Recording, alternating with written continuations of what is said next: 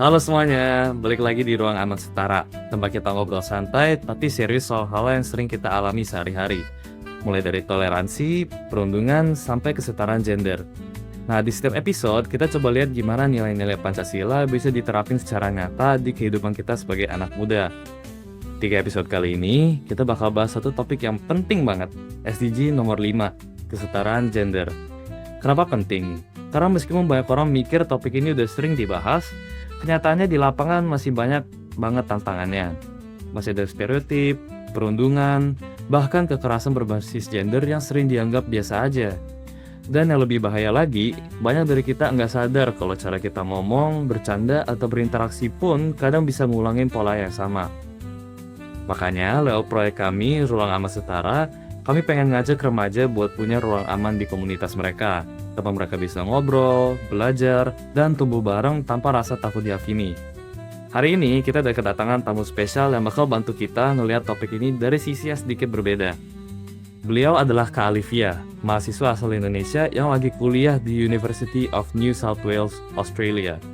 Kampus yang dikenal aktif banget dalam isu kesetaraan dan inklusi sosial. Kita bakal bahas gimana sih cara masyarakat dan kampung di Australia ngatur soal kesetaraan gender, dan apa aja yang bisa kita pelajari dari mereka buat bisa kita terapin di Indonesia. Hai Kak Alivia, gimana kabarnya di sana? Lagi sibuk apa nih? Iya, halo Brandon. Baik, alhamdulillah. Ini lagi midterm sih, jadi aku lagi banyak ngerjain tugas aja di sini. Wah, kayaknya seru banget sih bisa belajar di lingkungan yang beragam. Pasti banyak kesempatan mau ketemu orang dari latar belakang yang berbeda. Iya, Oke, bener banget. aku coba Australia. Aku mau mulai dari konteks kita dulu di Indonesia. Situasinya gimana sekarang? Karena jujur aja, isu gender equality di sini itu masih lumayan kompleks. Nah, kalau kita lihat kondisi di Indonesia sekarang, isu kesetaraan gender tuh masih naik turun. Bahkan stereotip yang masih kuat. Cowok harus kuat, cewek harus lembut. Nah, stereotip kayak gini itu nggak cuma kata-kata, tapi dikodifikasi dalam ekspektasi sosial sehari-hari, mau di sekolah, di rumah, ataupun di media juga. Topik kekerasan berbasis gender atau konsen sering dianggap tabu buat dibahas. Di sekolah kadang guru enggan menyentuh materi ini. Di keluarga, anak-anak takut bertanya karena dianggap ini topik dewasa. Padahal remaja sangat perlu ruang untuk tanya, berdiskusi, dan memahami batas-batas relasi yang sehat. Makanya di proyek kami ini, Ruang Aman Setara, kami mencoba menciptakan ruang di tingkat RW supaya remaja bisa belajar dan berdiskusi soal literasi gender, toleransi, dan anti perundungan dalam lingkungan yang mereka kenal. Biar bukan teori doang nih, tapi dari luar bisa jadi budaya buat mereka semua di sekitarnya. Oke, kalau di Australia sendiri gimana cara masyarakat atau kampus itu memperlakukan isu kesetaraan gender ya Kak Olivia? Oke, kalau di Australia sendiri, spesifiknya di kampus aku ya, di UNSW, kita itu memang terkenal dengan kampus dengan struktur yang mendukung sekali gender equity.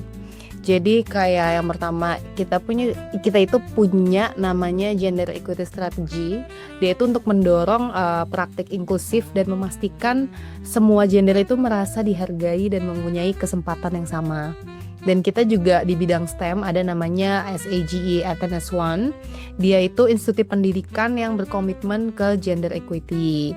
Terus ada juga yang baru banget diluncurin itu namanya Gender Equality Hub, di mana itu jembatan antara riset dan tindakan nyata untuk meruntuhkan hambatan struktural dalam kesetaraan gender, termasuk soal kerja atau perwakilan politik atau isu ilegal. Wah, keren banget ya. Banyak banget ya mereka programnya di sana. Jadi emang bukan cuma kata-kata, tapi institusinya itu emang punya kerangka resmi dan langkah strategis. Iya, bener banget. Dan ini mungkin salah satu yang pernah aku ikutin juga ya. Jadi salah satu itu ada namanya Women's Wellbeing Academy. Kita tuh punya grup namanya Women in Research Network yang mendukung perempuan peneliti untuk berkembang. Kan sebagai mahasiswa master degree juga ya di sini, sangat amat bermanfaat bagi kita sebagai perempuan. Dan juga di UNSW itu kita menjaga untuk gender pay gap itu tetap rendah. Jadi karena di UNSW itu sendiri tuh tercatat selisih upah gender itu di bawah 5% sih. Jadi itu udah kayak menurut aku udah oke. Wah itu penting banget sih. Kalau kebijakan baik tapi prakteknya di bawahnya nggak konsisten, dampaknya itu bisa hilang. Nah ini juga nih kak, aku pernah baca tentang White Ribbon Day di Australia. Kamu pernah ikut atau pernah denger itu nggak? Oh ya, White Ribbon Day ya, yaitu emang kampanye besar banget sih di Australia. Jadi dia tuh semacam untuk mendorong laki-laki menjadi aktor dalam menentang kekerasan terhadap perempuan. Aku sebenarnya pernah ikut beberapa talk ya di kampus, dia event di kampus gitu. Sebenarnya itu penting banget untuk membantu kesadaran dan membuat laki-laki itu sebenarnya untuk merasa punya tanggung jawab gitu. Allah. Ya sih kalau dibanding Indonesia kelihatan banget ya gimana nilai respect dan responsibility itu beneran dijalanin di sana secara yang sistematis. Ya betul. Oke, dari pengalaman kakak di Australia, apa hal paling penting yang bisa diterapin di Indonesia biar kesetaraan gender ini bisa lebih nyata gitu, khususnya di kalangan yang remaja? Oke, mungkin yang pertama lebih ke struktur kebijakan sih di institusi pendidikan di Indonesia. Jadi kayaknya kalau misalkan sekolah dan kampus di Indonesia bisa lebih beradaptasi dengan kebijakan inklusif, pelaporan yang transparan atas kasus pelecehan dan training konsen awal semester gitu misalkan, jadi itu akan kayak lebih bagus. Terus ada juga kayak aku kepikiran terkait integrasi aktif komunitas lokal. Sebenarnya yang kayak kamu bilang juga gitu, ada ruang. Kayak rating sekarang gitu. Iya, ada ruang untuk menyelenggarakan kayak diskusi internal gitu, bukan hanya materi dari luar. Itu juga suatu langkah yang bisa dijadikan opsi untuk diterapkan menuju ke kesetaraan gender di Indonesia. Dan yang paling penting sebenarnya ini sih peran laki-laki sebagai mitra. Jadi bukan hanya dikotomi kayak perempuan korban, tapi laki-laki juga harusnya punya tanggung jawab dalam menciptakan lingkungan yang aman dan menghormati juga. Nah, setuju banget sih kak sama semua itu. Nah kalau kita kaitkan lagi ke nilai Pancasila ya, terutama sila yang keempat, yaitu kemanusiaan yang adil dan beradab. Menurut kakak itu kayak gimana cara nilai ini bisa kita praktekkan dalam kehidupan kita sehari-hari agar kesetaraan gender itu lebih mudah kita buat nyata? Gimana ya kayak itu? Nilai itu sebenarnya diwujudkan tuh dari tindakan paling kecil, seperti mendengarkan, menghargai, dan tidak memaksa untuk stereotip. Pun menolak untuk berkomentar seksis. Itu juga bisa menjadi langkah awal untuk mewujudkan hal itu. Misalkan di kelas atau di komunitas, kalau ada orang yang ngelucu nih, tapi ngelucunya agak merendahkan gender, ya kita harus pikir. Ya, dan kalau temen ngerasa dia nggak aman ketika berbicara, ya kita harus sediakan ruang dia untuk mendengarkan suara dia juga gitu. Setuju, keren banget sih kayak itu. Oke, terakhir ini, kalau dari kakak personal, ada pesan apa buat anak muda Indonesia supaya mereka bisa lebih sadar dan mungkin juga lebih berani ya buat speak up soal kesetaraan gender ini? Seperti yang tadi aku bilang, mungkin pesanku adalah mulai dari hal kecil. Dengar dulu nih sebelum kita bisa ngejudge.